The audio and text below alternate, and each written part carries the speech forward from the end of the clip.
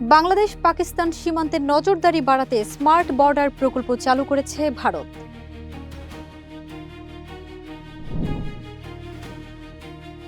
যুক্তরাষ্ট্রে বসেই আর নয়, নিজ দেশে গিয়ে করতে হবে গ্রিন কার্ড আবেদন। ক্যালিফোর্নিয়ায় রাসায়নিক আতঙ্ক সরিয়ে নেওয়া হচ্ছে প্রায় 40,000 মানুষ। ভেনেজুয়েলার তেল থেকে বিপুল লাভের দাবি ট্রাম্পের। ইরান যুদ্ধে ব্যয় নিয়ে নতুন আলোচনা।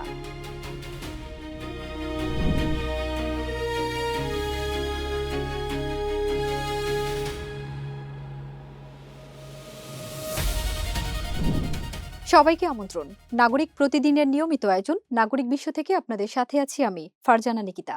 এতক্ষণ শুনছিলেন শিরোনাম, এবারে বিস্তারিত। বাংলাদেশ ও পাকিস্তান সীমান্তে নজরদারি আরও জোরদার করতে স্মার্ট বর্ডার প্রকল্প চালু করেছে ভারত। ড্রোন, রাডার ও স্মার্ট ক্যামেরা ব্যবহার করে সীমান্তে অনুপ্রবেশ ও চোরাচালান ঠেকানোর কথা জানিয়েছেন স্বরাষ্ট্রমন্ত্রী অমিত শাহ। বিএসএফ সদস্যের আধুনিক প্রযুক্তি ব্যবহারে বিশেষ প্রশিক্ষণও দেয়া হবে।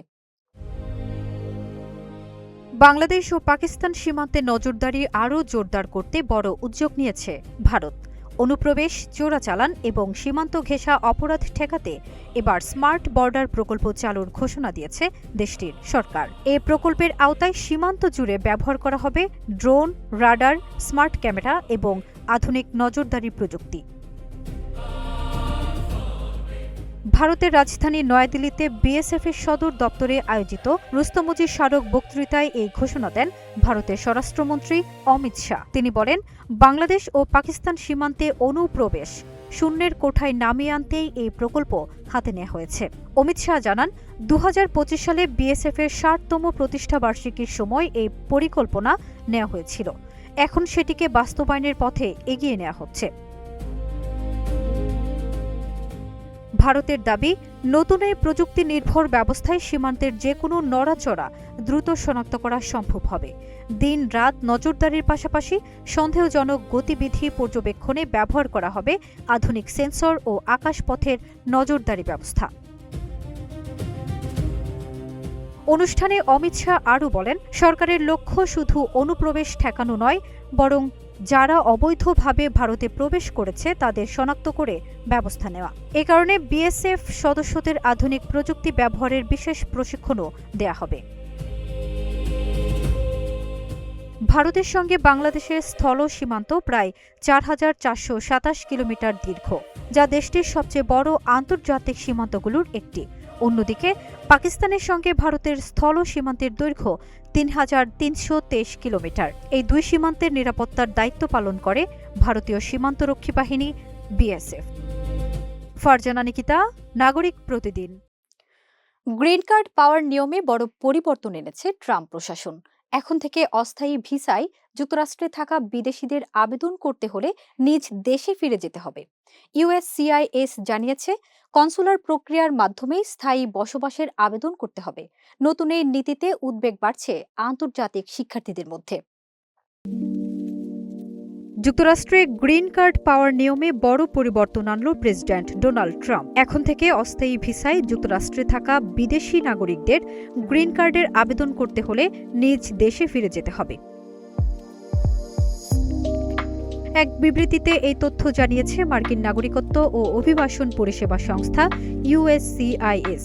সংস্থাটি বলছে, স্থানীয়ভাবে যুক্তরাষ্ট্রে বসবাস করতে ইচ্ছুক বিদেশিদের এখন থেকে দেশের বাইরে থেকেই কনসুলার প্রক্রিয়ায় আবেদন করতে হবে। এতদিন শিক্ষার্থী, পর্যটক কিংবা কর্মভিসায় যুক্তরাষ্ট্রে থাকা অনেকেই দেশ না ছেড়ে গ্রিন কার্ডের আবেদন করতে পারতেন। অ্যাডজাস্টমেন্ট অফ স্ট্যাটাস নামে পরিচিত এই প্রক্রিয়াটি ছিল তুলনামূলক সহজ এবং ব্যাপকভাবে ব্যবহৃত। কিন্তু নতুন নিয়ম অনুযায়ী আবেদনকারীদের নিজ দেশে ফিরে মার্কিন দূতাবাস বা কনসুলেটের মাধ্যমে আবেদন করতে হবে।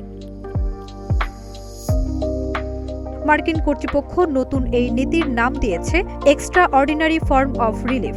তাদের দাবি, অভিবাসন আইন ও আদালতের সিদ্ধান্তের সঙ্গে সামঞ্জস্য রেখেই এই পরিবর্তন আনা হয়েছে। এদিকে ইতিমধ্যেই বহু দেশের উপর ভিসা নিষেধাজ্ঞা ও কড়াকড়িও বাড়িয়েছে ট্রাম্প প্রশাসন। ফলে এই নতুন গ্রিন কার্ড নীতি আন্তর্জাতিক শিক্ষার্থী ও অস্থায়ী ভিসাধারীদের মধ্যে নতুন উদ্বেগ তৈরি করেছে। 2025 সালের দ্বিতীয় মেয়াদে ক্ষমতায় ফেরার পর থেকেই অভিবাসন ইস্যুতে কঠোর অবস্থান নিয়েছেন ডোনাল্ড ট্রাম্প। গত 1.5 বছরে নথিবিহীন অভিবাসীদের বিরুদ্ধে দেশজুড়ে অভিযান চালিয়েছে তার প্রশাসন। ফারজানা নিকিতা, নাগরিক প্রতিদিন। যুক্তরাষ্ট্রের ক্যালিফোর্নিয়ায় একটি শিল্প স্থাপনার রাসায়নিক ট্যাঙ্কে ত্রুটি ধরা পড়ার পর ছড়িয়ে পড়েছে আতঙ্ক। সম্ভাব্য বিষাক্ত পদার্থ লিকের আশঙ্কায় প্রায় 40,000 মানুষকে নিরাপদ স্থানে সরে যেতে বলা হয়েছে। ঘটনাস্থলে কাজ করছে ফায়ার সার্ভিস, হ্যাজমেট ইউনিট ও আইনশৃঙ্খলা বাহিনী।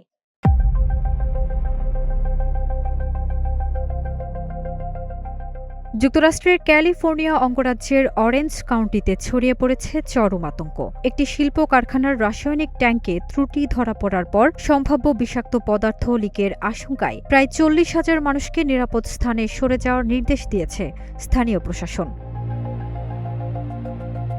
আন্তর্জাতিক সংবাদ মাধ্যমগুলোর প্রতিবেদনে বলা হয়েছে, শিল্প এলাকায় থাকা একটি বড় রাসায়নিক সংরক্ষণ ট্যাঙ্কে অস্বাভাবিক চাপ ও ত্রুটি শনাক্ত হওয়ার পরই জরুরি অবস্থা জারি করা হয়। পরিস্থিতি যে কোনো সময় ভয়াবহ রূপ নিতে পারে এমন আশঙ্কায় চারপাশের আবাসিক এলাকাগুলো দ্রুত খালি করতে শুরু করে কর্তৃপক্ষ।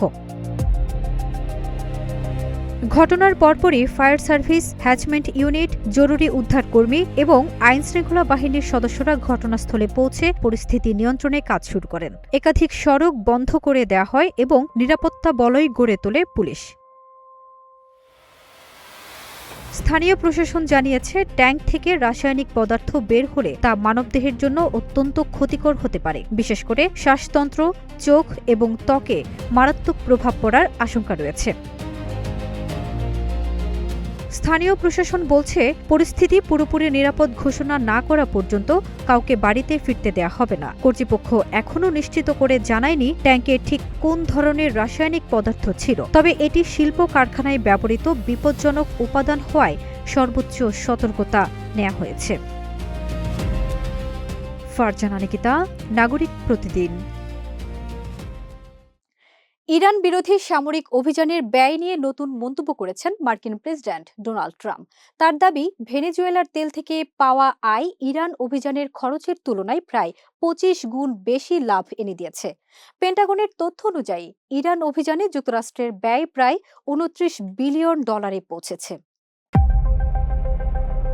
মার্কিন প্রেসিডেন্ট ডোনাল্ড ট্রাম্প দাবি করেছেন, ভেনেজুয়েলা থেকে পাওয়া তেল সংশ্লিষ্ট আয় ইরানের বিরুদ্ধে যুক্তরাষ্ট্রের সামরিক অভিযানের ব্যয়ের তুলনায় প্রায় 25 গুণ বেশি লাভ এনে দিয়েছে। সাম্প্রতিক এক বক্তব্যে তিনি বলেন, ভেনেজুয়েলায় যুক্তরাষ্ট্রের জ্বালানি কৌশল সফল হয়েছে এবং দেশটি থেকে বিপুল অর্থনৈতিক সুবিধা পাওয়া গেছে। এদিকে পেন্টাগনের তথ্য অনুযায়ী চলতি মাসের শুরু পর্যন্ত ইরান বিরোধী অভিযানে যুক্তরাষ্ট্রের ব্যয় প্রায় $29 বিলিয়ন পৌঁছেছে। তবে বিশ্লেষকদের ধারণা, প্রকৃত ব্যয় আরও বেশি হতে পারে। এমন পরিস্থিতিতে ট্রাম্পের এই মন্তব্য নতুন করে আলোচনার জন্ম দিয়েছে। অভিজ্ঞদের মতে, ট্রাম্প মূলত ভেনেজুয়েলার তেলকে যুক্তরাষ্ট্রের অর্থনৈতিক ও কৌশলগত সাফল্যের উদাহরণ হিসেবে তুলে ধরতে চাইছেন। একই সঙ্গে ইরান ইস্যুতে সামরিক ব্যয়ের যৌক্তিকতাও বোঝানোর চেষ্টা করেছেন তিনি।